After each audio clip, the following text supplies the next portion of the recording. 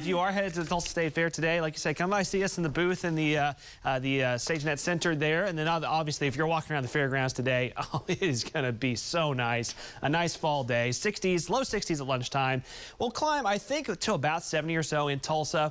And this is sunshine dependent. As you know, if you step outside this morning, there are quite a few clouds hanging around in many spots. But I think we'll get more sun breaks as the day goes along. We fall back into the upper 50s at the 9 o'clock hour. Winds stay light. So, of course, jacket weather early in the day. Jacket weather late in the day, as you would expect this time of year. That's kind of typical. Some ups and downs ahead of us this week. We've dropped a little below normal temperature-wise today. We go back above normal for the weekend into early the first part of next week.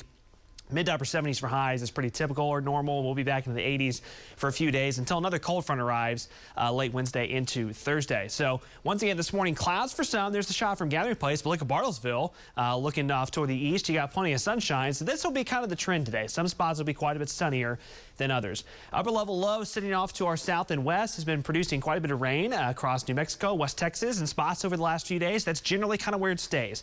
As we walk you quickly through the jet stream pattern, that low will eventually lift to the north by early next week. That's what will produce at least a couple showers for us early to mid next week. But overall, what's going to happen is that there's an upper level ridge centered off the west coast of the United States. And so as these systems develop to our south and west, they kind of get stuck to our south and west and then fizzle out before they get here. So that's why we're still not just seeing a whole lot of moisture headed our way.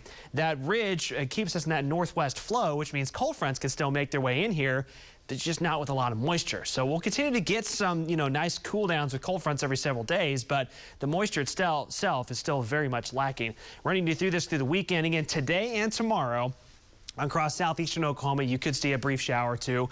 Monday into Tuesday, that tries to drift to the east. I mean, this will be very, very minimal. It's not going to amount to much of anything, unfortunately, but at the very least, we should see a couple of light showers drifting their way through eastern Oklahoma as early as Monday, but especially, I think, Tuesday into Wednesday. 7-day forecast for you. If you missed it earlier, thankfully, temperatures are awesome, especially this weekend. Back to the 80s Monday, Tuesday, and Wednesday. Winds pick up next week, so with a lack of meaningful rain, fire danger becomes a big problem in the first half of next week. That cold front looks like it's due in by late Wednesday. That knocks our highs back into the 70s and a little more fall-like mid to late next week.